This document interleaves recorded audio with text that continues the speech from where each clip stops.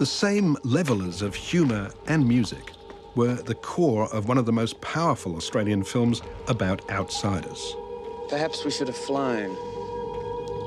A film that showed us we had the potential to embrace difference and to redefine ourselves by it.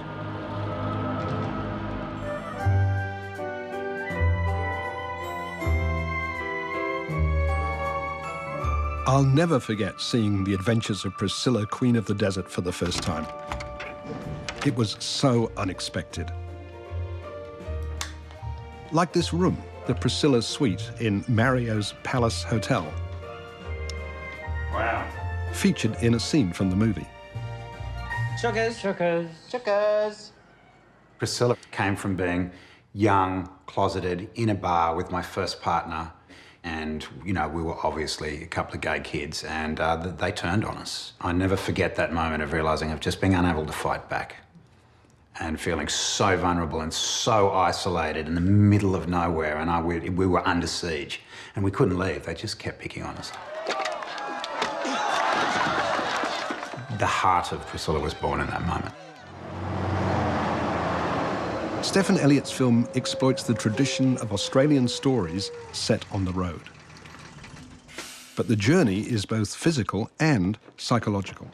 Ta-da! The film took queer culture out of the closet and plonked it right down in the middle of the Australian consciousness. It was a feel-good movie, and it was a phobia smasher. Two drag queens and a transgender woman drive into the desert to fulfill a dream. Great. That's just what this country needs. A cock in a frock on a rock. Actually, it was precisely what the country needed. At first, only gays and IV drug users were being killed by AIDS. The world was just coming down out of the AIDS crisis. Gay was meant AIDS. I mean, it was as simple as that, and you were all going to die. So how about it? Well, I suppose a fuck's now out of the question.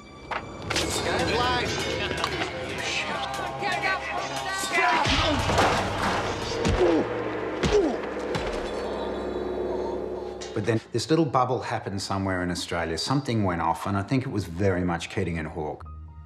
They just took this liberal attitude. It's almost like the entire country had gotten sick of being frightened. It was a time in our history, culturally, where attitudes towards what defines sexuality were really shifting.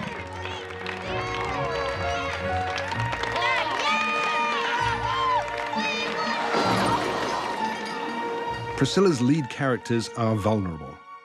The movie turned preconceptions into real people.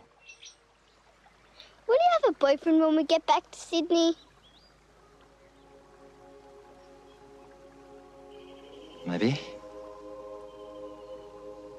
That's good.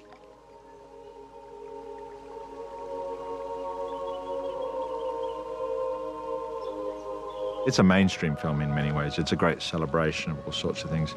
But it's, deep down, it somehow speaks volumes about the big shift that was happening socially in this country.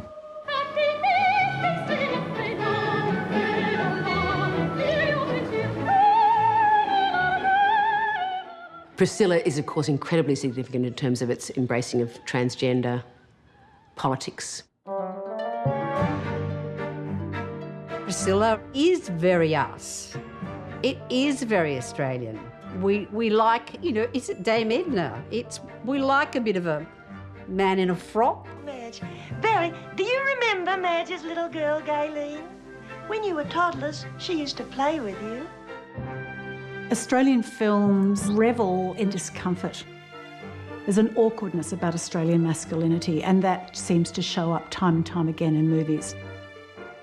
Priscilla was probably so loved because it was saying, well, these guys are male, and yet they celebrate their lives in a very different way.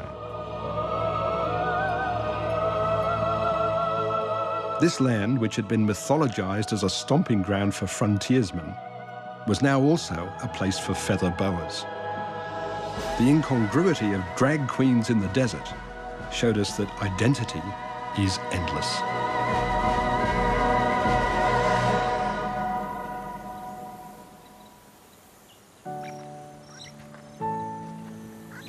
Our films have the power to help us see things in a new way, to bring the outsiders in from the edge.